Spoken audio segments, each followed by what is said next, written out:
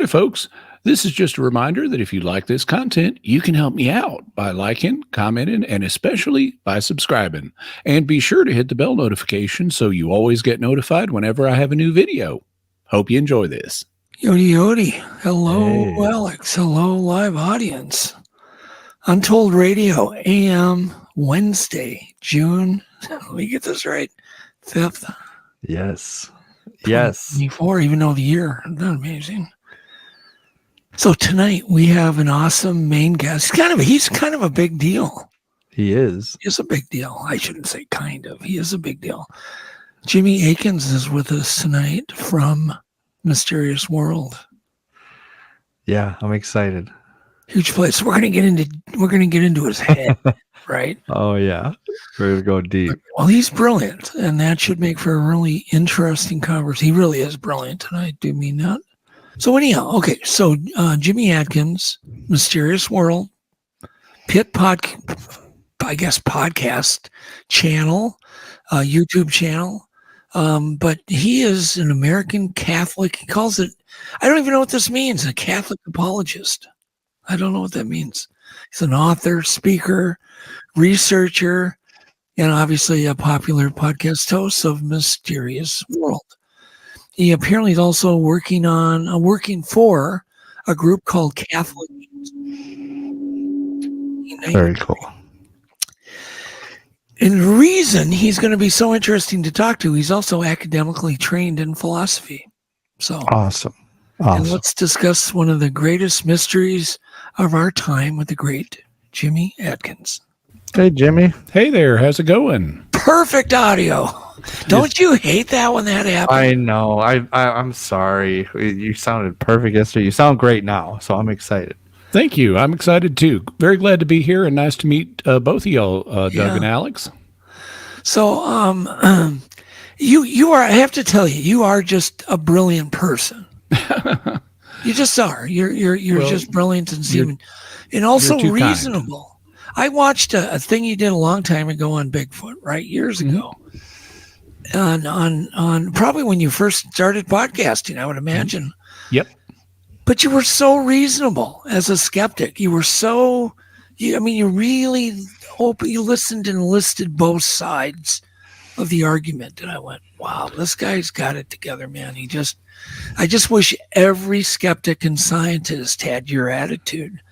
So where do you stand today? Let's just jump in right there. Yeah, well, so on my podcast, Jimmy Akin's Mysterious World, we started it 5 years ago. We're a top 20 documentary podcast in the U.S. on Apple Podcasts. Congratulations. Thank you. We got more than 100,000 listeners, and it all started, very simple. And we've progressed a lot since then. The Bigfoot episode that we've done thus far was episode 3. And we're now over episode 300. So we've done a lot of work. I've done a lot more research. And I have to tell you, my position on Bigfoot has shifted some.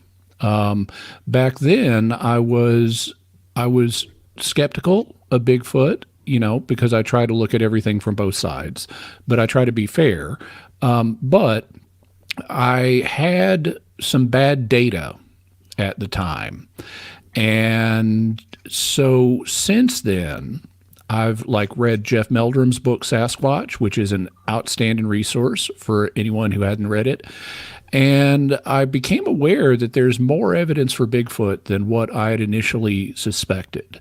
And so although I'm not yet convinced of Bigfoot's existence, I'm less skeptical than I was. I think there's one major objection to Bigfoot that needs to be addressed.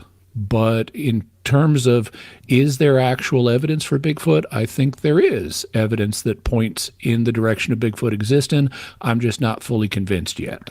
So what do you think is the most compelling evidence, and what do you think is the biggest objection to it existing?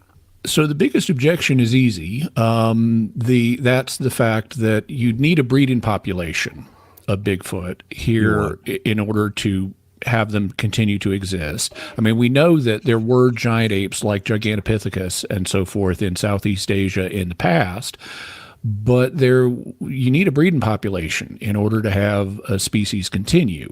Now, I should mention, I'm just talking about the naturalistic understanding of Bigfoot. I'm not talking about the supernaturalistic understanding. Yeah. That's a separate issue. I haven't looked into that yet.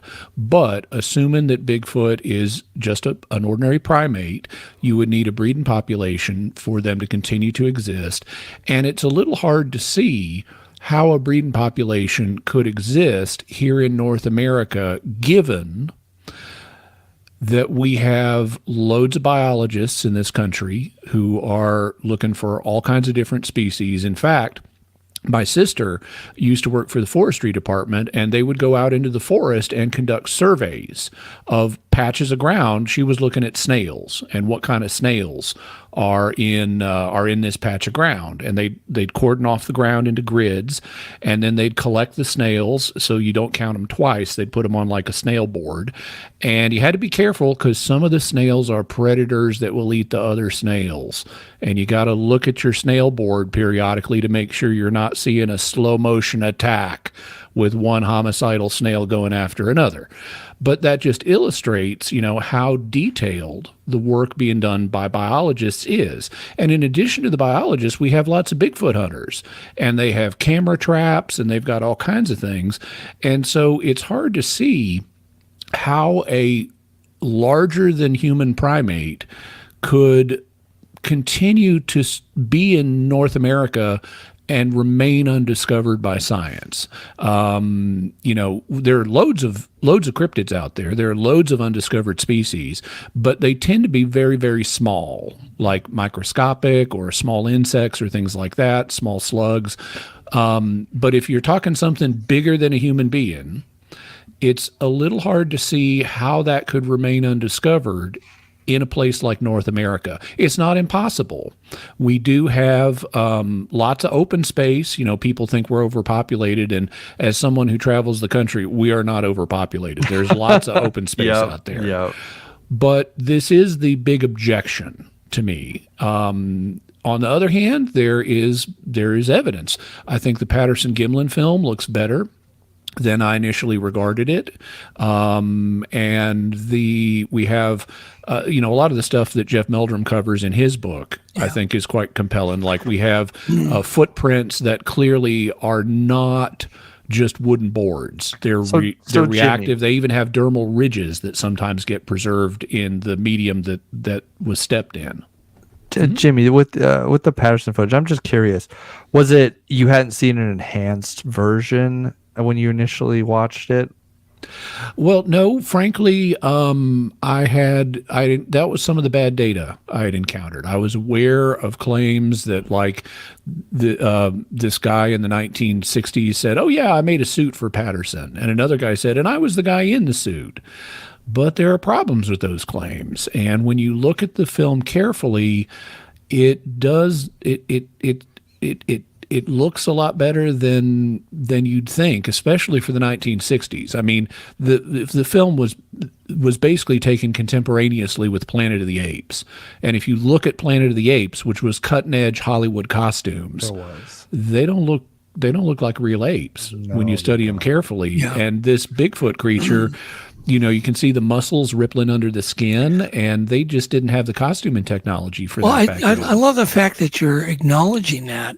And that's got to be, I think about how strange it is, on one hand, to be, have not seen one, right? Because that's really the only way any of us get out of the skepticism is to actually have a real experience with these things, right? Or see one face to face. But until then, we're so reliant on, footprint casts, the Patterson footage. And then when you look at it, it's just kind of, I'm old enough to remember all the cheesy costumes in Lost in Space. I don't know how old you are. Well, I'm not going to ask you. But did you ever watch Lost in Space when you were younger? Okay. I'm 58 years old, so I saw Lost in Space. You saw reruns. I had to wait for Friday night to see them. But they were so bad, the costumes. So when I first saw the Patterson footage, it was like that 3 second, like, oh my God. and I did notice the muscles even as a young boy. And it really struck me even then as being that, that this is real. Like I was looking at a bear, bear footage or some real animal footage. Do you feel that in the Patterson footage, the muscles are the biggest thing that point to its realism? Well, I'm planning on doing a future episode of Mysterious World on just the Patterson-Gimlin film, and for that, I'm gonna do a deep dive into the research. Thus far, I've exposed myself to material, talking about it, but I haven't done a lot of the primary research for myself yet. Yeah. That's part of my process. So I haven't yet prioritized, what I consider the strongest pieces of evidence versus weaker pieces of evidence for it. But the muscles are notable. So is the sagittal crest on its head, and its gait. The gait is complex. Yeah. Actually. The gait is partially dependent on the speed at which the film was taken. My understanding is that if the film was taken at a certain frame rate per second, then a human could potentially imitate that gait. But there's evidence that it was not filmed at that frame rate, and a human could not do it. Any difference? That's complete BS, Jimmy. Here's why. Tell me about it. Here's why. The legs are the knees are compliant. They never lock, right? That's pretty obvious. But the knees are going in and out like this. The legs are splaying and knock-kneeing. It's basically a swimming motion. Study, the only animal that comes close to the gait is a Peruvian horse, a naturally gaited horse that can climb mountains. It's revered for its smoothness, which the reports of Bigfoot, which are also, it seemed like it was floating over the road. And this Peruvian horse, it's a naturally gaited horse. It just does a swimming motion. And I was in South Dakota on a huge ranch, and I was doing a story on Peruvian horses. This guy had this massive amount of these amazing horses, and I was filming them with all sorts of high-speed shutters and different high-speed cameras to try to. This is before I was even into Bigfoot. Just trying to understand this complex gait. Well, then when it hit me what they were doing, I went, wow, even way back then, right? So then eventually I started doing forward, reversed, enhanced loops. So you just take a clip and then you edit it to a clip going backwards so they're seamless. So you can just kind of watch it go back and forth, real seamless. And that's how I started noticing this weird angle, like literally the thighs end up at that angle. I ended up getting a huge bodybuilder, and we tried to get him to even get in these positions on a still basis, where we had the white balls glued all over him to match the Patterson angle, and we actually could overlay the footage and wipe it back and forth so we could get this guy in at just perfect angle. He couldn't even stand, let alone walk in these different angles. So to me, frame rate is complete and utter misdirection to even think about frame rate. Because all it does is gets more complicated the faster it goes. Obviously, if something's slower, it'd be easier to fake it, if you were going, but I guarantee you couldn't even stand.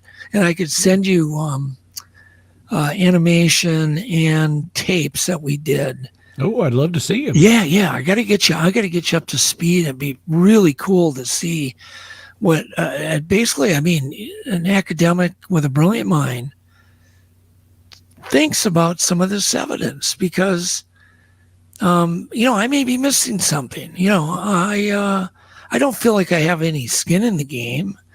I tried to debunk the Patterson footage too for many years. I tried. That was my goal. Couldn't do it. The more I did, I kept unlocking more, like, what in the hell is that? And then there's a scene where the creature walks away, right? It completely walks away from you, and you can really study the leg movement. But it's short. You don't have a lot of seconds there to do it. But that goes ignored too by almost every researcher. Well, here's what happened one time. I was near the Mississippi River, near a state park, near Lake Pepin, I guess, kind of on my way to Lake Pepin. But there's a man I saw walking in a field. And I thought, boy, that guy's clothes matched the field color because they weren't planted yet. It matches exact. I went, what? What am I looking at? And all of a sudden we get closer and I'm like, oh my God, it's a Bigfoot. And it was just cutting between two tree lines. It was walking between one tree line to get into the next tree line. But it's taking a shortcut right through this farmer's field. And it was the exact color, but here's the beauty. I got to watch it in real time, walk from the side across the entire field and from the back. And oh my God, it was exactly the walk, this swimming walk that I saw the knees knock in and then walleye out, knock in and walleye out that I saw in the Patterson film. Well, what a cool experience. I would love to see a Bigfoot myself, and I moved back recently to my home state of Arkansas, so here we got the folk monster, so I may get my wish. You almost have to you really got to put yourself out there. And this was just, if they're paranormal, I guess maybe it was shown to me. Mm-hmm.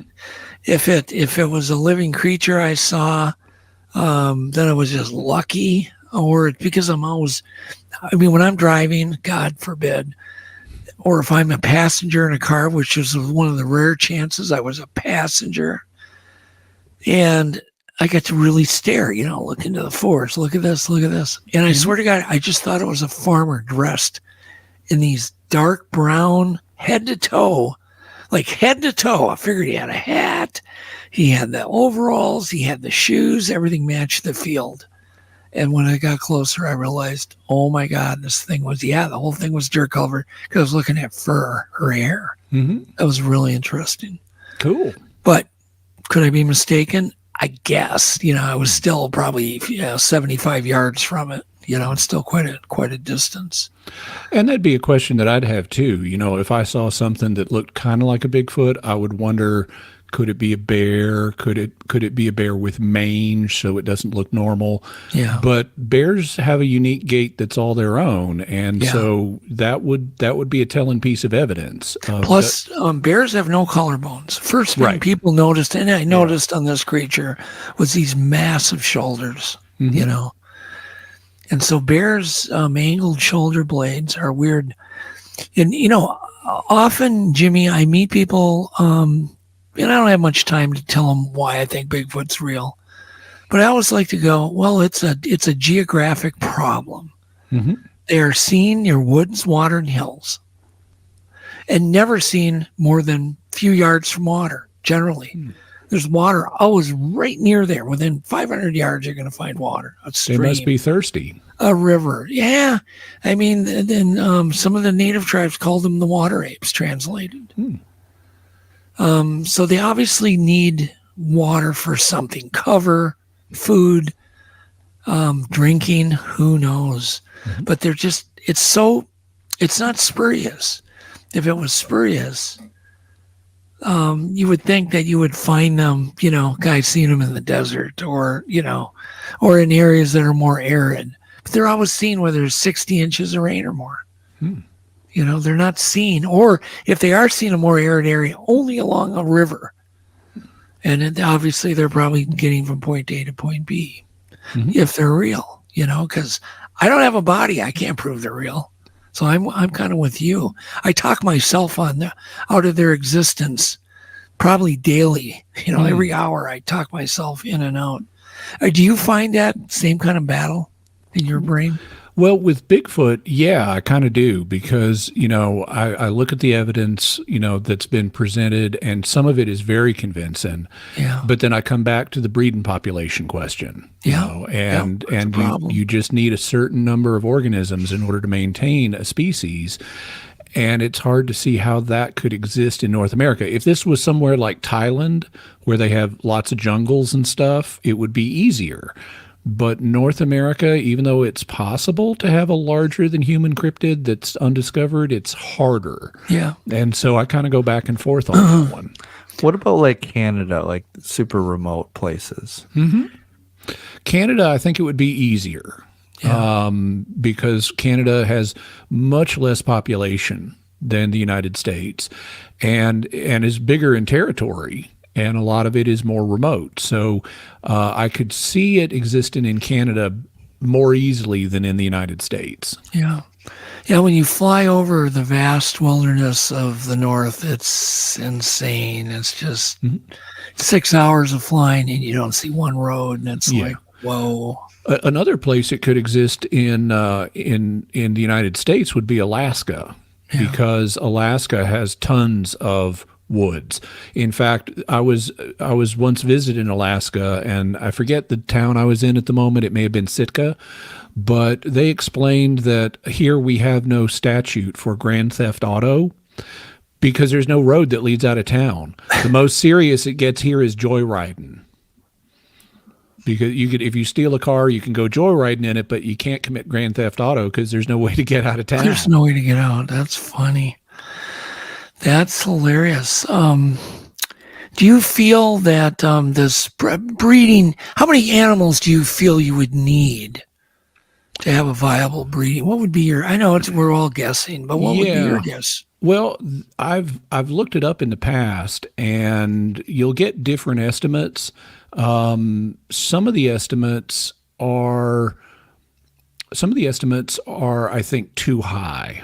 Like, for example, it was once thought that humans couldn't exist with a breeding population, or couldn't survive with a breeding population of less than, 20,000. But we now have evidence that there was a population, at least one population bottleneck in our own history where we got down to a couple thousand or something like that. Whoa. And I think I've seen some estimates that, like, okay, maybe you could eke by with as few as 25 individuals in a population. I'm skeptical that would actually work, but it could be fairly small. But then how do we explain all the sightings if it is that small? Right.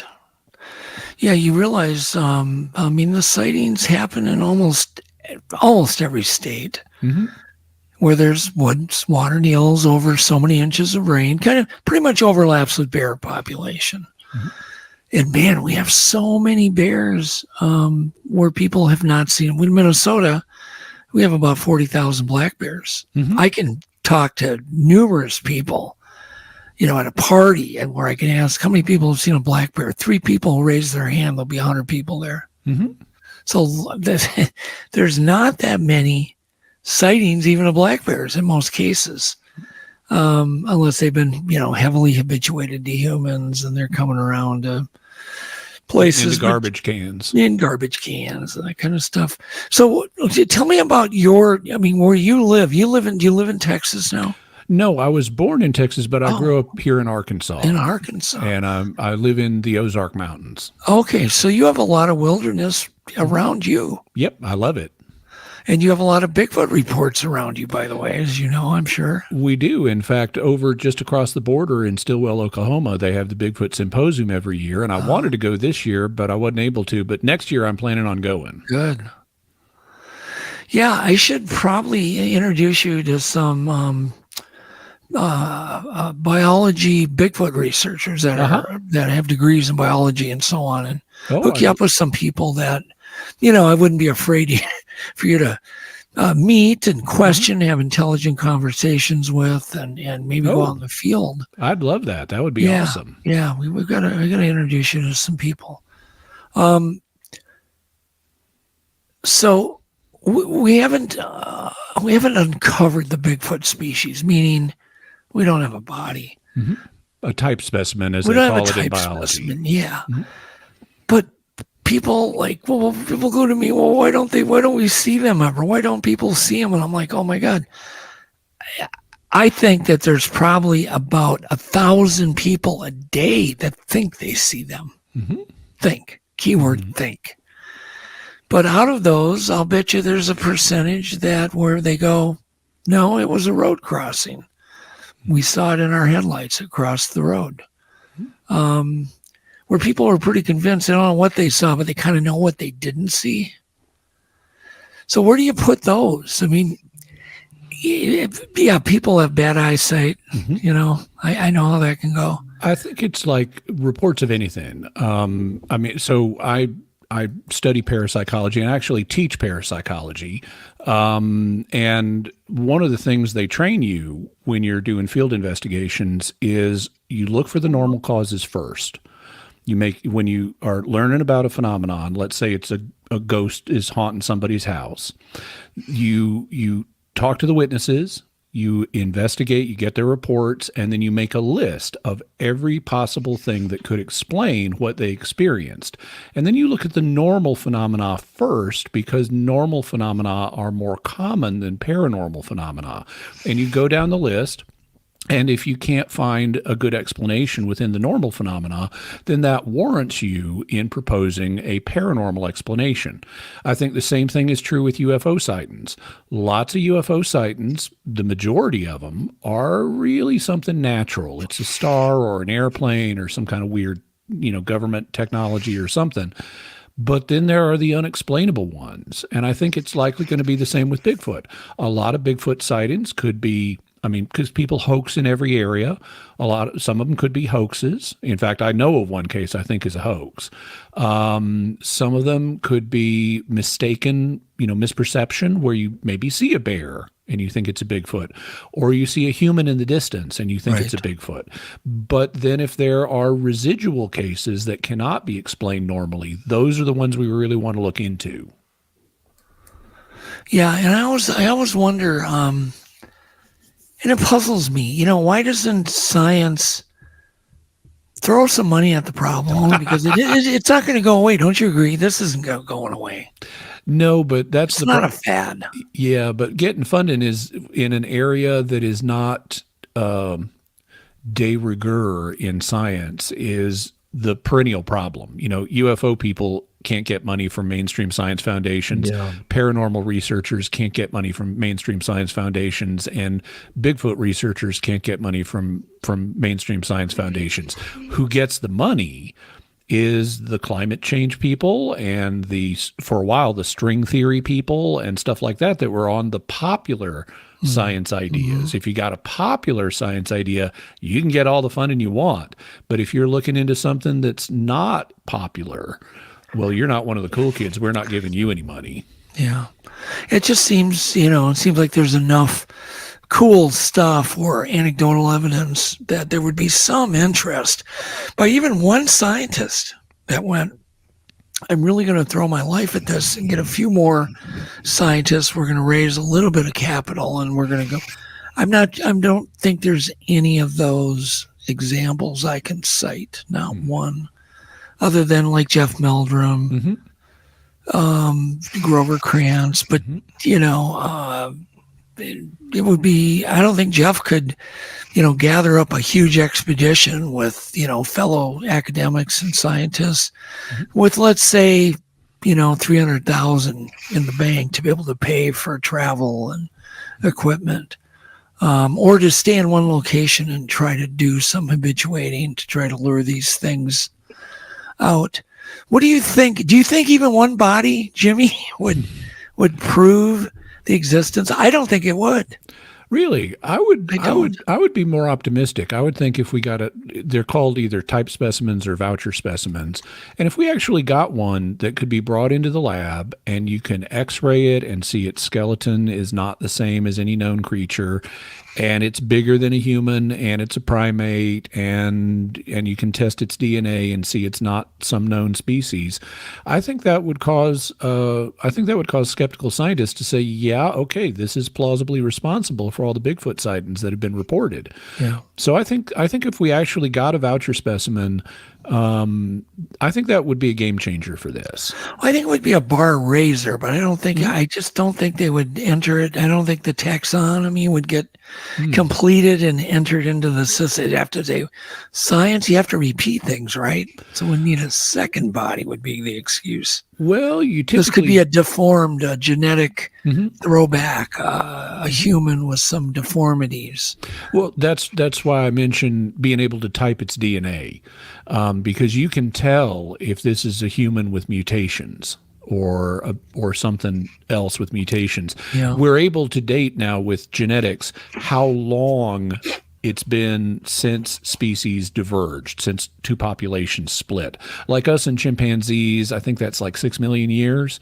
And so if you could look and see how long has it been, assuming this is a primate, how long has it been since the Bigfoot population, or what became the Bigfoot population, split off from other primates. And if this was just a human with mutations or something like that, or a gorilla with mutations, you don't have that many mutations in an individual. And so if you looked at its genome and saw just a few changes compared to something that's known, then that would tell you this is not a Bigfoot. This is just a mutant. But if you see, its genome is substantially different, and that's responsible for all the characteristics that Bigfoots are reported to have, I think that would be convincing for folks. Do you think there would be still some controversy with the body? Oh, well, you're going to always have naysayers. But I think that my suspicion is people are open on this. Even when you look at skeptics like, I'm blanking on his name now. He's one of the Skeptical Inquirer guys. I mean, he's made statements that it's not unreasonable to believe in Bigfoot, or at least it's not unreasonable to have proposed Bigfoot, say in the 1970s. Are you thinking Ben Radford?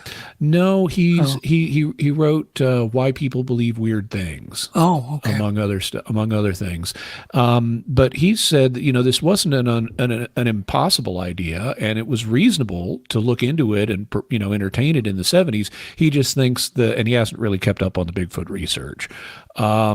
But he thinks that given it's 50 years later and we haven't found anything, he thinks it's time to move on. But if we got a type specimen, I think he'd come right back. Yeah, it's always interesting to just fantasize, which is all I can do. Michael Shermer, that's his name. Yeah, I've heard that name. I don't know him. I know Ben, but some of those guys are reasonable. They're not completely closed-minded, but like they have their things that just stick in their craw that they just can't get over. And I have a problem too with the fact we don't get better camera trap footage, by accident, even if they, can sense the cameras or see the cameras because it's kind of their living room. Still Jimmy, think one would screw up. What's your view on the theory that Bigfoot may possess intelligence or, like a self-awareness beyond typical animals, making them more adept at evading detection? Well, so if Bigfoot's a primate, then I would expect their intelligence to be high. In fact, Bigfoot, since it lacks a tail and is large, it would be a great ape. Like humans. I don't think it's as smart as humans are because we have technology and Bigfoot. I mean, we run this rock and Bigfoot doesn't. But they could have quite high intelligence, and unlike other great apes like chimpanzees and bonobos and gorillas, they might be shy rather than aggressive natively. And so I could see the idea of them not having human level intelligence, but having enough intelligence with an inclination to stay out of our way that could make them harder to find. So I think that's possible. The question would be, well, why don't we get camera trap footage and stuff then that's really good? Yeah. I mean, that's got to be the biggest argument, isn't it? Mm-hmm. Because I don't know how many camera traps are out there, but I'll bet you there's millions of them in the millions. Deer hunters, use them all year. Yeah, it's just such a strange mystery. But don't you think it's worthy of study? Oh, sure. I'm far from. I mean, it could even be that Bigfoot is a paranormal phenomenon, and in that case, it's also worthy of study. Yeah. So I'm not dissing anyone for wanting to look into this and trying to find evidence. Even if there's nothing there, it can be a fun hobby. Yeah, obviously it doesn't do any harm.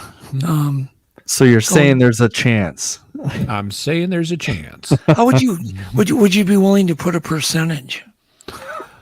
Oh boy. Well, this is where, like I mentioned earlier, like you, I kind of go back and forth on this. Yeah. I suspect I'm a little more skeptical than you are, but not hugely so. Maybe on a bad day, I would put it as less than 5%. Okay.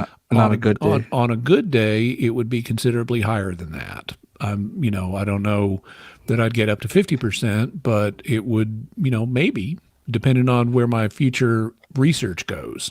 And is this, we're talking about a physical flesh and blood animal? Yes. What about a paranormal something? Well, the question then would be, what is it? Because there are certain categories of paranormal phenomena that are well established. And the well-established ones, like ghosts, poltergeists, things like that, I have no psychic experiences. I have no problem giving those credit. I would want in an individual case to look at them and say, so what's the evidence for this case? Mm-hmm. But these are so widely reported that I'm not natively dismissive of them. Bigfoot doesn't easily fit into those. Now, of course, Bigfoot could be an alien, could be a robot, could be an alien robot, like on the $6 Million Man show. Yeah. And I have no way of estimating the odds for that, if that were the case, because it would depend on, do aliens exist? Well, I think they probably do somewhere in the universe. The big question is, are they coming here? And are they bringing their Bigfoot robots or biological Bigfoots here? I have no way to estimate those odds. In terms of more spiritual paranormal phenomena, I think, okay, so what could explain Bigfoot sightings? And the only thing that I can plausibly think of that would allow them to manifest and then unmanifest, unless they're some kind of crypto-terrestrial that is interdimensional, would be what's known as a tulpa. A tulpa it's also called a thought form.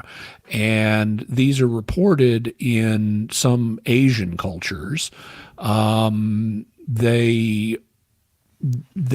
are thought to be creations of the human mind, but they then take on a life of their own and can continue to exist and influence things even when people aren't directly thinking about them. And so if tulpas are real, well, you got a lot of Bigfoot believers, Native Americans before Europeans arrived, and now Europeans. So maybe Bigfoot could be a tulpa. The problem is we don't have good evidence for tulpas. We do have good evidence for other things like poltergeists. A lot of people aren't aware of this, but poltergeists have been investigated, including in the laboratory. You can take, now poltergeists most of the time are not actually a ghost. So the name's a little bit misleading. Poltergeist is German for noisy ghost. And that's what people assumed they were until the 20th century. They just assumed that they were spirits. But by the early 20th century, the parapsychological community began to get evidence that there's always one person, a living person, at the center of most poltergeist cases. And when we can show that that person is not hoaxing the poltergeist phenomena, they're not throwing stuff around when no one's looking, it looks like what's really going on is, and it was also noticed the people who tend to be the poltergeist agent, as they were called, tended to be under a lot of stress. And so a theory got developed that received a lot of support in the mid-20th century after a famous poltergeist case in Seaford, New York, called the Popper poltergeist case, because it was popping tops off of bottles. Parapsychologists were able to get in while the phenomena were still happening and examine the situation. And the hypothesis that has been proposed is that most poltergeists are cases of what are known as recurrent spontaneous psychokinesis. So psychokinesis is mind over matter, so that's why stuff's moving around, but no one's trying to do it, so it's spontaneous, it's not intentional, and it keeps happening. So it's recurrent. So that's recurrent spontaneous psychokinesis, or RSPK. Interesting. Well, on this hypothesis that, basically a person is so frustrated, but they feel they can't express their emotions, they start subconsciously throwing a psychokinetic fit to oops, hang on just a second. This is a reminder. Take out the trash. Take out the trash. I love it. I love it. Yeah. I'm not the only guy that's got to take the trash out on Wednesday. Yeah. So anyway, what you can do if the person is, under stress and that's what's causing the poltergeist activity is you can hypothesis test. You can say, okay, let's get you some stress relief. You could take a martial arts class to vent your frustrations that way, or you can learn, calming techniques like, meditate and chill out, and that could relieve the phenomena.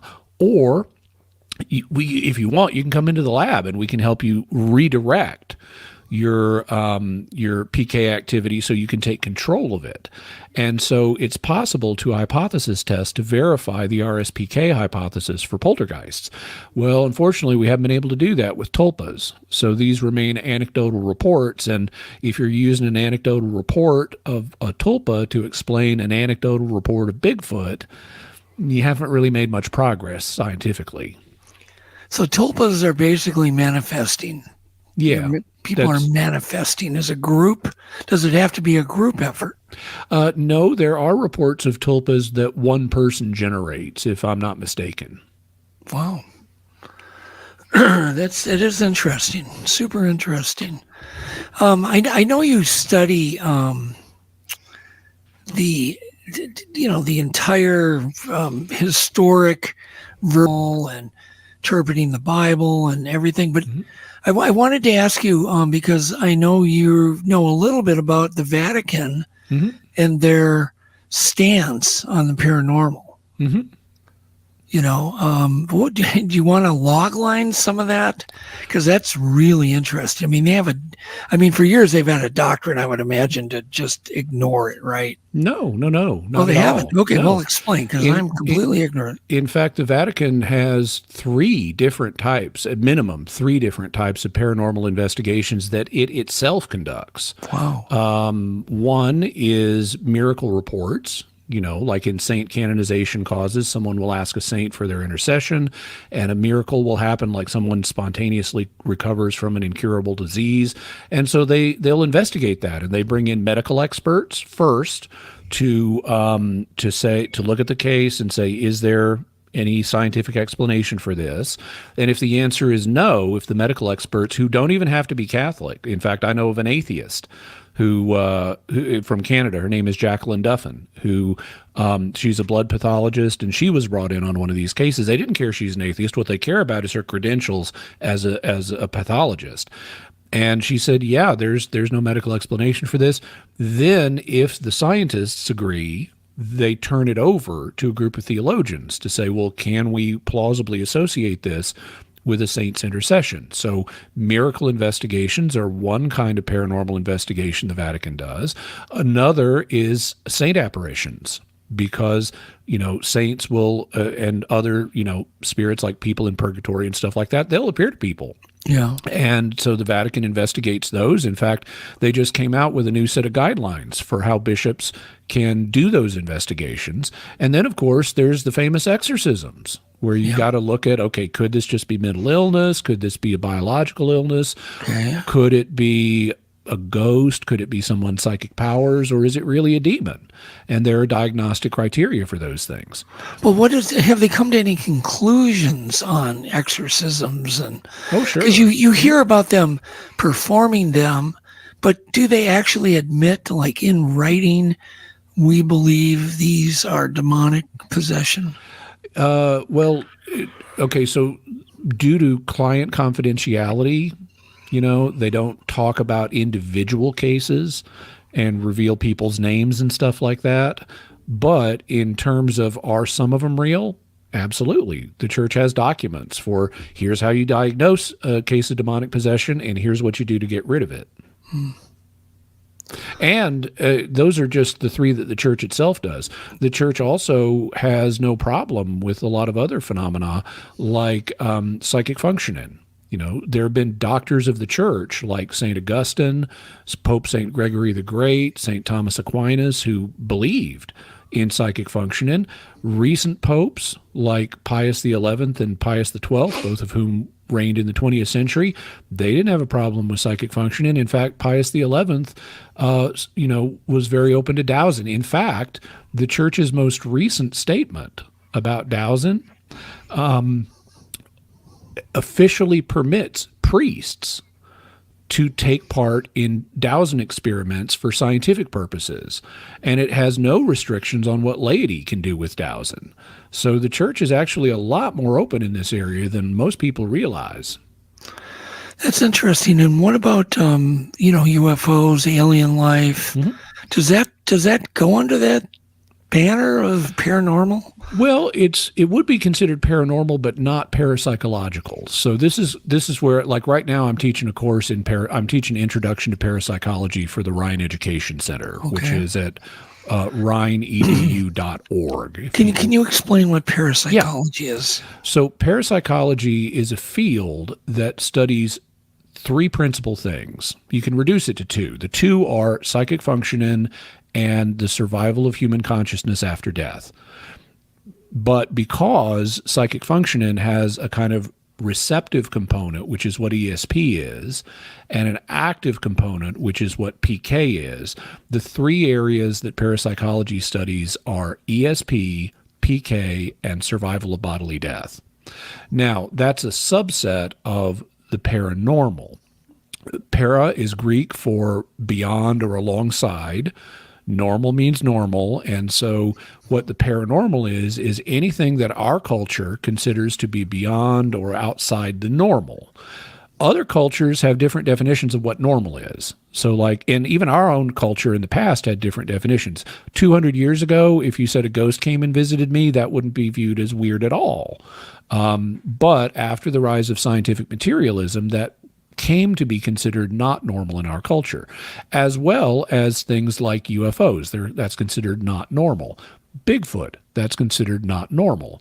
And so you can classify all of these different things as paranormal, but parapsychology only studies a limited set, and it leaves things like Bigfoot to cryptology, it leaves UFOs to ufology, and it contents itself with studying psychic phenomena and survival of bodily death. Okay. Super interesting. Yeah. And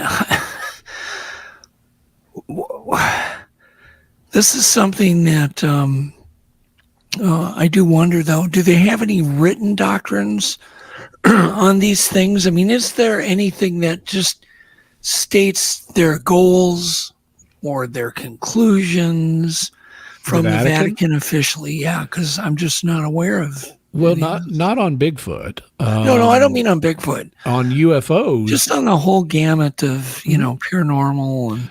On UFOs, there aren't official documents, but they have no problem with the idea of UFOs. Okay. For example, and you can, find interviews, for example, with Vatican astronomers, because the Vatican runs an astronomical observatory. Right. Yeah, it's huge, and I guess. There's two of them. There's one in Italy and there's one in Arizona. Wow. And there are Jesuits like Brother Guy Consolmagno who talk often about about extraterrestrials and UFOs, and the church has no problem with them. They would just be other children of God. When it comes to things like psychic functioning, well, as I mentioned, you have even popes and doctors of the church who support that. It's not something the church requires people to believe. What is required to believe is that there is a spiritual world in addition to the material world, and that the two interact. So where do you get your information? Do they have a newsletter? That I just, I wonder these things. Well, I don't study anything to do. I'm a Christian, awesome. but I'm good just, for you. I'm very pure in kind of my thoughts about. I always feel like just do good things for people. Mm-hmm. Treat people the way you'd want to be treated, love people, those kind of forgive people. I'm just trying to be a good person. Uh-huh. But I don't even know necessarily why I feel that way. I've never studied theology, and I have a friend who's a pastor, and we get into some pretty interesting conversations over some wine, right? Mm-hmm.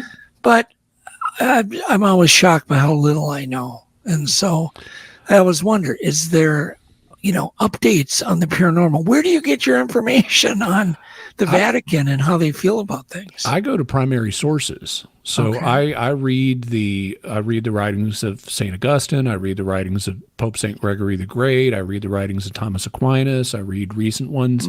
So I will also look at secondary sources, and they provide me leads for, okay, where do I go to get the original stuff? But I want to see the original stuff. And in fact, I'm going to be teaching a course on this August. I'm supposed to be teaching for the Rhine Institute on Christianity and parapsychology. And then in the fall, I'm going to be doing world religions and parapsychology. So there's a lot of interesting stuff. And of course, you mentioned you haven't studied a lot of theology, and that's understandable. That's not everybody's calling. Just not going to happen in this life. It is my day job, though, so I study that all the time. I know. Yeah, I'm just, and it's very complex. Mm-hmm. I mean, theology is not simple. It's a complex story with many characters and many things and just many events. And although most people have a handle on some of the basics, the bottom line is the story they all tell, which is be a good person, right? Mm-hmm. Yeah. Isn't that the bottom line? By the way, I believe I heard before I came on, you said you weren't sure what my job is as an apologist. Right. Yeah. What is a Catholic apologist? Okay. Yeah, Catholic apologist. More broadly, I'm a Christian apologist, but I happen to also be a Catholic apologist. Okay. So an apologist is a person who defends a position. So as a Christian apologist, I defend the Christian faith. I offer evidence for it. I answer objections that people have to it. And I also do the same thing for the Catholic understanding of the Christian faith. So I offer evidence for the Catholic understanding, and I answer objections that people may have to the Catholic understanding. So it's a lot of letters that come in to the church. Is it? Well, it used to be a lot of letters. Now, I work for an independent ministry called Catholic Answers, and we operate with the permission of our bishop, who's also a cardinal, but we're freestanding. We don't get money from the church. We operate independently. Our website is Catholic.com because we thought ahead. And so, did you have to buy that, Jimmy? We did, and we bought it for like $20 when it was first available. Funny. Okay. But people can check out Catholic.com if they want. They can also check out my website, JimmyAkin.com.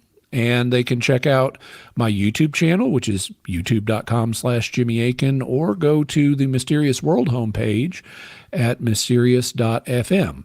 And if you want to get to my website or my YouTube channel, all you got to do, spell my name correctly. Jimmy with a Y, and Akin is so easy. Akin. No T's, E's, or S's, just Akin. And you get there and you find all this stuff that I have online for you for free. Wow. I think we spelled your name wrong. Yeah, nobody. Alex, Everybody does it. We'll change it. We'll change it. Oh, you tonight. got it. You got it right on the screen. Oh man, I don't know how that happened. Well, yes, because you spelt it. Oh, okay. That's like the ultimate insult. I am so sorry and embarrassed. No. It was my fault. No biggie. No biggie. I don't know what in the world. Where did I get the T? Anyhow. Oh well, there are other people with similar names that have those add-ons. Maybe I saw it and you know how sometimes you'll see somebody else misspelled it and I copied it. Yeah, no biggie. Yeah, I'm used to it. Okay, I'm glad. So. I can understand you have an interest in last name too, and so I imagine you have people who get confused by it. So it's bad. We're brothers in the name. I got called Doug Heek, just Heek, spelled Heek the other day. So it gets really bad. Just so I hear it from the horse's mouth, how do you pronounce it? High check. High check. Okay. Yeah, simple. Yeah. Very good. Check. It's actually pretty simple, but yeah. So you probably don't get asked this much. I haven't heard it in any of your interviews. Have you had any, and you got to be honest here now. Sure. Jimmy, have you had anything that had to go in your gray basket because it was paranormal or maybe paranormal or saw something in the sky or a bump in the night, something? So when it comes to paranormal things, the answer is yes. I've had paranormal experiences myself. I've also investigated other people's paranormal experiences. Okay. In my case, probably the most vivid is I had a very vivid, realistic precognitive dream once, something I could not have predicted. Wow. So based on research that was done by one of the parapsychological pioneers, Louisa Rhine, she found out that when people report precognitive experiences, 60% of the time it's in the form of a realistic dream, as opposed to a symbolic dream or a conscious experience, a waking experience. Well, I had a realistic dream.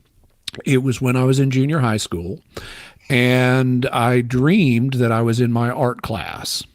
And for some reason, I was painting on a horizontal surface, not on an easel, but I was painting on a horizontal surface with purple and green tempera paint.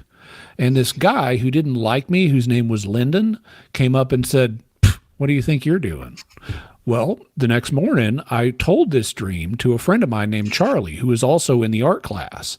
So Charlie and I then go into the art class, and that day, our teacher pulls us off of all of our current projects and says the school is having a carnival. And I agreed to have my art class paint those flats, with the cutouts where you put your face through and get your picture taken. I agreed to have my art class, my students, do those for this carnival that's coming up. And she had a bunch of big refrigerator boxes for the cutouts. So they're too big. You can't put them on an easel. So you have to put them flat on the table. She assigns me to do the Incredible Hulk. So there I am, painting the Incredible Hulk's green skin and purple pants with the tempera paint. And Lyndon comes up and says, "What do you think you're doing?" And Charlie was standing right there, and his mouth just fell open because there was no way to predict this. And so that's an example of a paranormal experience I've had. Was that paranormal though?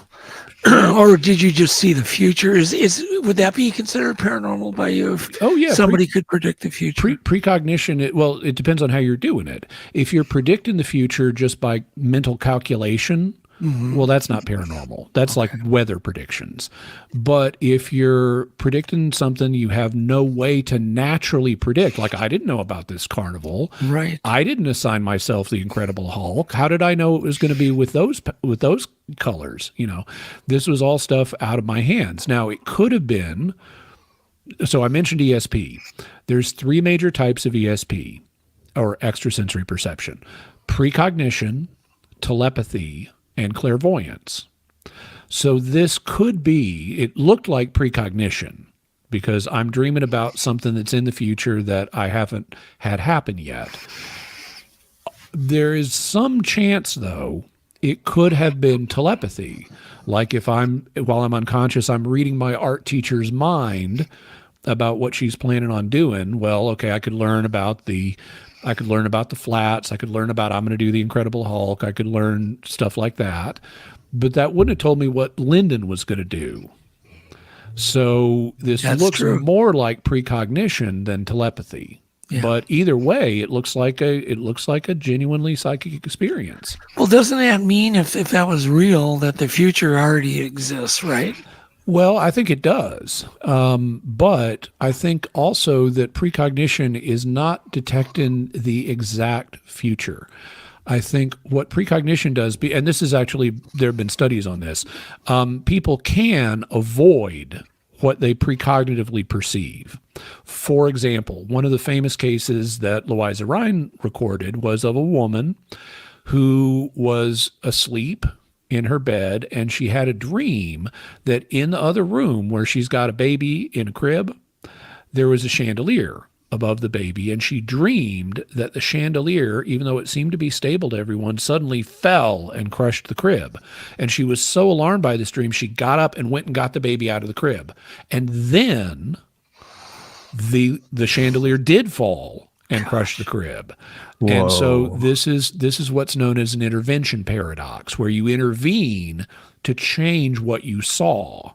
So it looks like what people are actually detecting is not a fixed future that cannot be changed, but a probable future, one that can be changed. And that actually is what you would expect on evolutionary grounds. Because if you think, in evolutionary terms, what's going to help an organism? Learning about a fixed future it can't change, or learn about a flexible future it can change. Well, if I'm a caveman and I dream I'm just going to get eaten by a cave bear tomorrow and there's nothing I can do about it, well, that doesn't help me. It's not going to help me survive and reproduce. So it's not an evolutionary benefit. But if I learn about a probable future where tomorrow there's a cave bear sniffing around the mouth of the cave and I get eaten, well, then I can, if that's just a probable future, then I can avoid the mouth of the cave when the cave bear is sniffing around, and that will let me survive and reproduce. So there's an evolutionary benefit to having probable future sensitivity rather than fixed future sensitivity. And that seems to correspond with the data we have about how these experiences work. It's almost like an envelope. It's just, that's so weird. So let me tell you about a thing that happens to me every day. Uh-huh. And I'm just curious what your take is on it. So every day I drive to the end of my block. There's a parkway there. It's just a nice scenic parkway. I get to the stop sign, and every day we've now gone up to almost 1,000 days in a row. Someone's right there, instantly crossing the road in front of my car, walking, riding a bike, walking their dog. And yet you can look down the road, nobody. You can see a mile down each direction. Mm-hmm. There's never anybody coming. But yet that timing it's so beyond coincidence that it's kind of made me think, God, maybe we are living in some kind of damn matrix. And, about a year ago, I told Yvette about this, and, because she hadn't paid attention. I mean, who really pays attention to that stuff? But I started paying attention to it. Like, this is not right. And then, of course, now she knows. And so now when we go to, it's the same thing. In a lot of cases, it's two people crossing from both directions, and yet you look both ways. Where do I put this? Well, so I, not having done an investigation of this, I can't offer a firm opinion, but I can tell you how I would investigate it if I were doing one. Yeah. So what you're talking about is what's known as a synchronicity. That's a term that came from, by the way, someone asked a question I just saw about Vatican time television. Remind me of that, Alex, and I'll answer that. Sure. But to just deal with your experience, Doug, it's what's known as a synchronicity. That's a term that came from the Swiss psychologist Carl Jung, who defined synchronicity as a meaningful coincidence that has no normal explanation. So it's a coincidence that you find meaning in. This is important to you because you've noticed it, you've taken note of it, and you keep seeing it. So there are a variety of possible explanations for synchronicities like this. As always, I would make a list of what are the normal ones. Could it just be random chance coincidence? And that's something that could be studied by observing this intersection at the times of day you approach it and calculating the odds of what are the chances of the kind of reports that you're seeing. It then, if it's not beyond random chance, then it could be that that this is just you're noticing it now. I would also want to look at how often does it happen when you approach this? Could you notice it when it happens, and other times you just kind of go through the intersection and don't notice it when there's no one there? I notice it every time. Well, that's something I'd want to check out. If it's not simply due to your attention and it's beyond random chance, then you could have someone playing a hoax on you, but that seems very unlikely. And if it's not any of the natural things that could explain it, then maybe there is a paranormal explanation for it, like you, for some reason, are subconsciously, without even consciously necessarily wanting this to happen, you want to see this phenomenon because it's so interesting. And so you are subconsciously using precognition or clairvoyance to tell when someone is approaching this, and you time your exits, your departures to coincide with that. So those would be some of the possible explanations. I'm sure I could think of more with time, but those are some of the possible explanations that I would want to investigate if I were doing this formally. Yeah, it's almost worth it. It's just, it goes beyond chance. Mm-hmm. And here's the other thing. There's a stop sign there. And so if I was to go beyond most people will stop a little beyond the stop sign. I would be killing people. Mm-hmm. Because they're always just zoom right in front of me, zoom, bikes, little kids, people. It's and in many cases it's people coming from both directions. But so weird when you look down the parkway both ways. Nobody ever. It's just empty. Wow. So that's weird. Anyhow, those are big deal. I was just curious on your thoughts. I actually was amazed by your answers. Absolutely amazing that you can come up with all that and that quick, completely caught off guard. It's just applying the principles to a new situation. What I could do with your brain. Well, you're most kind. By the way, someone had asked a question about the so-called Vatican time television or whatever. Yeah. That's known as the chronovisor. And I did a whole episode of Mysterious World on it. And so what I do in an episode of Mysterious World typically is I lay out the claims about a mystery. That's our background segment. Then we have the faith and reason segments where we say what would reason tell us about this mystery and what would the faith tell us about this mystery. And so unlike a lot of mystery shows, we're not just about generating wonder and imagine what if. We actually try to solve the mystery. And although I don't hugely want to spoil it because it's interesting how we get there, I conclude that the chronovisor is very unlikely to be real. And you can listen to the episode to find out why. Okay. It's interesting. Any other questions people have? Just throw them up in caps here. Have you seen anything else other than that dream that you had that came to such perfect fruition? Have you seen a UFO, a ghost, anything? I have not. I've not seen UFOs or ghosts. I do have. I have had synchronistic experiences. Okay. And some of these appear to be precognitive. One of the things I've discerned, and I've talked about this before, but one of the things I've discerned is very often I will be studying or thinking about a topic that is obscure, that is not in the news, and that nobody I know is talking about. And then within 48 hours, I will be asked about that topic professionally. Wow. And this happened so frequently that I actually started keeping a spreadsheet, and it seemed to happen a couple times a month. So at some point in the future, I may sit down and try to figure out, so what's the null hypothesis here? What's the chance that this could be just due to random chance? You sound like me. Uh-huh. Do you have the same thing happen? Well, with the pedestrians, it's similar. Yeah, it is similar. Yeah. So my first thought was, well, maybe God has given me a nudge to help me serve better as a Christian apologist, so that I'll be prepared to answer the questions I'm going to be called to answer, professionally, to help people. And I also thought, well, maybe this is precognitive, because it's not always in a religious context.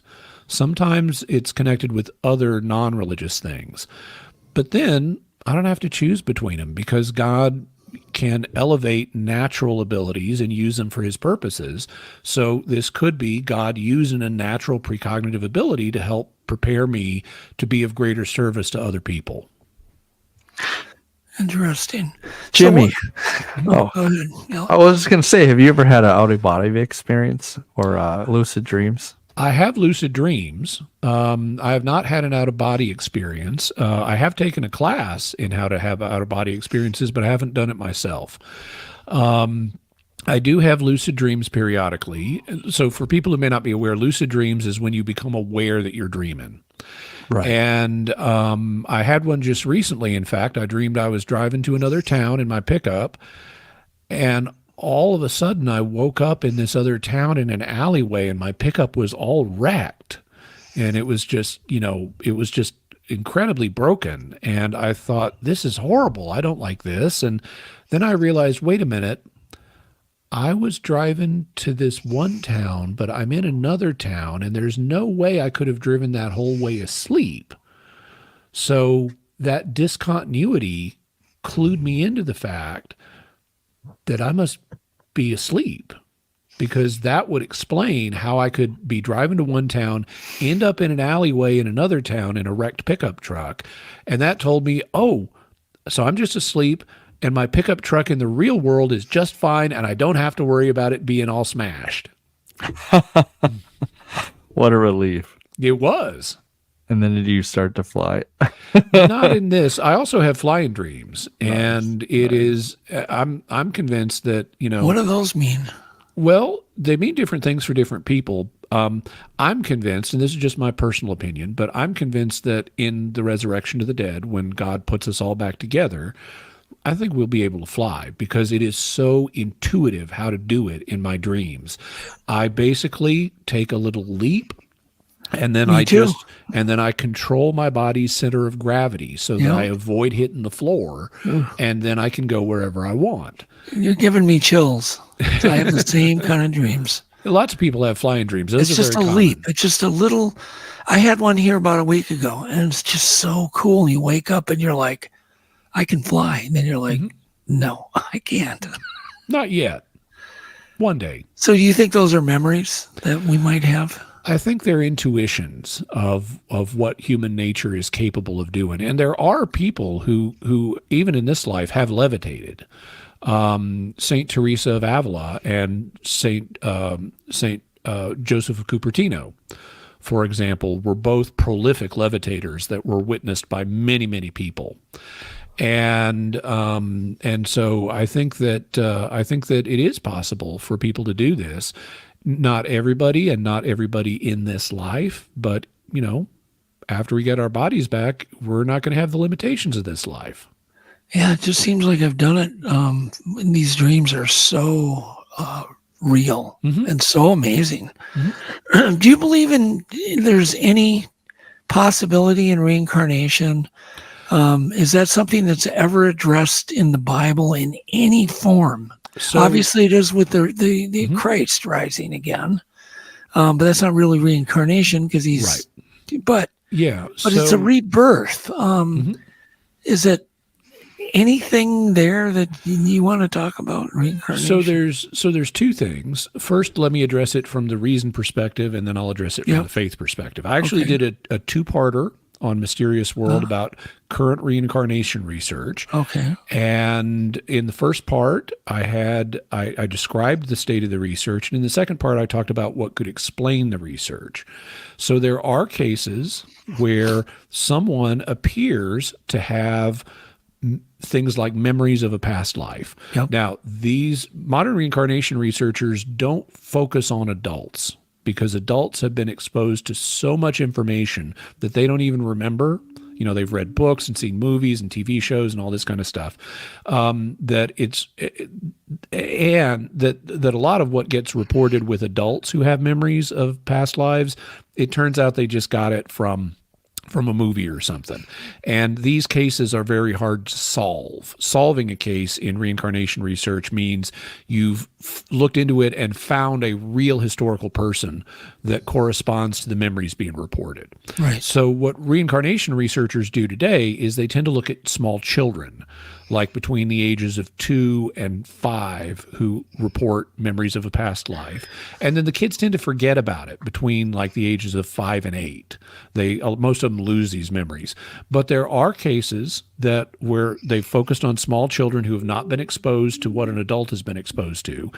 And they do come up with information that is beyond random chance that, connects them somehow to a previous person. The question is, what explains that? And there are 3 principal types of theories. The first principle, and you can call them survival theories, residue theories, and psychic theories. Okay. So a survival theory is, there is like a soul or an Atman, to use a Hindu term or whatever you want to call it, that when the person dies, the soul or Atman goes to another body and reincarnates. And that's true reincarnation. This view is common in Hinduism, for example. On the other hand, there are residue theories where it's not a complete soul that migrates from one body to another, but there's some kind of residue of a person that goes from one body to another. And this kind of theory is very common in Buddhism. In Buddhism, they don't believe you have a stable Atman or a stable soul. They have a doctrine called Anatman, which means no self or no soul. And so what they do when they talk about reincarnation is they compare it to how one candle, when it's going out, can light another candle. The 2 candles are separate. They're distinct individuals. They're not the same candle, but one can transfer something, some kind of residue to another person who then inherits those memories. So that's a residue theory. Then there are psychic theories that say basically there's a psychic connection between someone living in the present and someone living in the past, and the memories get transferred through that psychic connection. And there are variations on how these work, but those are the 3 basic theories. So one's like almost like a telephone, like you're getting memories from someone in a different timeline. Exactly. Now, so those are the theories. So that's the reason perspective. Looking at it from the faith perspective, you will sometimes hear people say Christianity used to teach reincarnation, and that is not true. From the New Testament forward, it has always been what Jesus is our exemplar. What happened with him is going to happen with us. He died, and then he rose from the dead, and in the same body. And that's going to be what happens with us, where God's going to put us back together. You have this all over the New Testament. St. Paul talks about this. He's writing, in the AD 50s. So this is just like 17 years after the resurrection. John writes about this in the AD 60s and so forth. So this is the Christian understanding. We're going to get resurrected, not reincarnated. That's explicitly addressed in the book of Hebrews, where the author of Hebrews says that it is appointed for man once to die. So he's rejecting like Greco-Roman theories of reincarnation. It's appointed for man once to die, and then comes the judgment. So we have an explicit rejection of reincarnation in Hebrews. And so that's how I would answer from the faith perspective. If you ask me how I would explain the difficult cases, which of the 3 theories do I prefer? Well, for faith reasons, I don't think it's actual survival. It could be residue or it could be psychic. I have a version of the psychic theory that I haven't seen proposed anywhere else. I plan to write about it, but I think it explains these cases better than the soul theories or the residue theories. So the psychic link theory is my preferred view. And can you expound on that just a little bit more? Sure. So one of the things that's been noted about childhood reincarnation cases is there is a startling number of people who report violent deaths. Mm-hmm. So it's like the previous person died violently, way beyond what you would expect based on the actual violent death rate. And so one of the things that occurred to me is, okay, all we need to have happen is a link that forms between a current person and a previous person. Doesn't matter who forms that link. It could be that, let's say it's the previous person who reaches forward. And these reincarnation cases tend to happen in cultures that believe in reincarnation. So if I'm a believer in reincarnation in one of these cultures and I'm dying a violent death, I may, in a desperate attempt to survive, psychically reach out into the future and find someone to reincarnate as and impress my memories on that person. Mm. On the other hand, another thing that's been noted is children in reincarnation cases tend to report past lives where they were of higher social status, where they were richer or in a higher social caste. And so let's suppose I'm a child in India, and my family is, let's say, from the Lal caste, which is not the highest caste. That's the Brahmins. Well, guess what? If I can come up with the memories of a Brahmin, I can demand special treatment. I can say, I'm not a Lal, I'm a Brahmin. You need to treat me like I'm a Brahmin. I need special food. I need special deference. People need to obey me. And if I can convince the previous person's family that I'm their guy reborn, then I've got a backup plan in case my current family ever goes bad. So you could see how a child in a difficult situation could reach back into the past and find someone to connect with and get the memories they need to be able to do a reasonable impression of that person. Also, different cultures have different beliefs about reincarnation. So, for example, the Druze culture, they're an offshoot of Islam. The Druze culture in the Middle East believes that when you reincarnate, you have to stay the same sex. If you're a man, you are always a man in every life. If you're a woman, you are always a woman in every life. But not other cultures don't agree with that. If you're in India, you can reincarnate as either sex. So how do we explain these cultural differences? Well, it's harder to explain them if you have a soul that's going between lifetimes, because the soul presumably isn't limited by our earthly perspective on things. So, if it turns out the Druze are right, but I'm in India and I die and my soul is moving around in the afterlife, well, I'll find out the Druze were right. I have to come back as the same sex. Or if I'm Druze and I die and my soul is in the afterlife and it turns out the Indians are right, well, then I ought to find out the Indians are right and I can come back as either sex. So how do we explain these differences? Well, since the beliefs are held by the living, it makes sense to explain the differences we're seeing in terms of the living. So if I'm a Druze and I'm dying a violent death and believe I can only come back as a boy, I'm going to reach out into the future for a boy. Or if I'm a Druze child and I'm told I can only have been a boy, I'm going to reach back in the past and find a boy. Or if I'm in India and I'm told it can be either one, then I'm going to reach forward to someone. It could be either one. Or I'm going to reach back and find someone. It could be either one.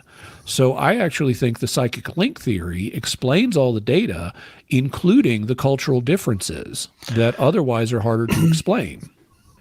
Is it possible maybe memories come from our complex genetic code? Well, it's hard to see how they would.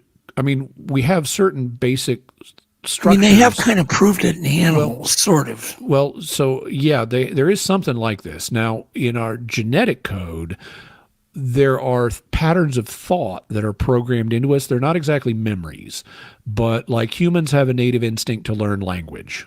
And that's in us on a genetic level. Then there's the epigenetic level, which is it controls which genes are activated or not. And this is where we have, this is kind of a cutting edge area in biology, but we do have evidence that you can sort of have heritable memories. They're not conscious memories, but for example, one of the experiments they did was they took a bunch of rats and they would expose the rats to the smell of cherry blossom. And whenever they exposed the rats to the smell of cherry blossom, they gave them an electric shock. And the rats would learn to tense up whenever they smelled cherry blossom because they know they're about to get an electric shock. Okay, then they let the rats get busy and then they tested their offspring. They would expose the offspring to cherry blossom, but not give them an electric shock. And what they found was that the children that had been the offspring that had been born to the generation that got shocked, they would also tense up at the smell of cherry blossom, which looks like not that their genes are changing, but their gene expression epigenetically is changing, and that is being inherited. So they don't have a conscious reason why they don't remember being shocked. They're not like their parents, right, but they have a native fear, an inherited fear of well, the it shows something blossom. Can be transferred genetically. Yeah. Or epigenetically, technically. Yeah. Yeah. On the biological level. So that's interesting, though. I mean, that's I remember reading about that, and I was like, oh, that one really took me for a loop. Mm-hmm. That somehow some types of memories can be transferred. But like you said, they're not like memories. They're more instinctive things. Yeah. But that's still, that's a fascinating example you gave. What about, I mean, is anybody really not afraid to die, do you think? Oh, yeah. There are people who are not afraid to die. Really? Yeah. A major area of research, and this is one I've been doing a lot of research on lately, is deathbed visions, near-death experiences, and after-death communications. They are all three linked, and they provide powerful evidence of survival. I can say a little bit about it now. I don't know how late y'all want to go tonight. Oh, I'm fine. We're fine. Yeah, no. Well, I'll say a little bit about it now, but if you'd like, I've seen some people whose comments they're asking for. Oh, we want you back. Okay, great. We can talk more about it next time. But okay. But basically, in many deathbed visions, people will have they'll be distressed because of their physical state and their emotional state, and they'll be dying and they don't like it and they're in pain. And don't you think someone who's dying, the biggest pain and fear would be missing their children and, you know, they're missing their family? And it's certainly one of the big ones.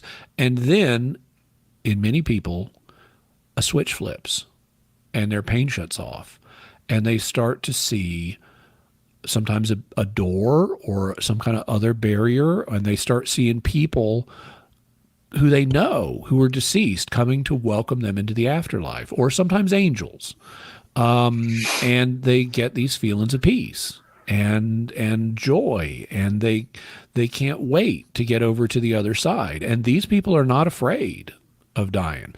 Similarly, many people who have, now this is not 100%, but it looks like something like 80% of people who have near-death experiences where they clinically die or almost clinically die and come back, they report positive experiences. And in fact, I'm even aware of cases where, you know, the doctor was able to restart the person's heart and the patient socked the doctor in the nose because they were having such a wonderful time on the other side. They didn't want to come back. But that's about 80% of cases. It looks like about another 20% of the cases involve negative elements, and some of them are actually described as hellish. Like one woman came back and just said, all she would say is, I just saw Dante's Inferno. And then there are after-death communications where people appear to their loved ones, and this is astonishingly common. People don't talk about it a lot, but between 40 and 50% of the population reports having a spontaneous after-death communication with a loved one at some point during their life. And the standard messaging that they get is, it's okay, don't mourn me, I'm fine, it's really good here, we'll be united again, and stuff like that. Now, there are negative themes in here, particularly in near-death experiences. Like I said, about 20% of them are negative. We have a little bit of negative in the after-death communications, not hugely bad, but like, please forgive me, or please pray for me, or, something, an indication that the person could be being purified, or in what Catholics would call purgatory, but not hell. The people who are in hell probably don't get to reappear that often. And, I'm not aware of deathbed visions that contain negative elements, but, maybe the people who are going to hell don't get the vision. So there are things you could debate in this area, but that's kind of a general sketch. And there are people, especially who have had deathbed visions or near-death experiences. They're not afraid of dying anymore because they saw it, or they had it happen to them, and they have firsthand experience. It's interesting.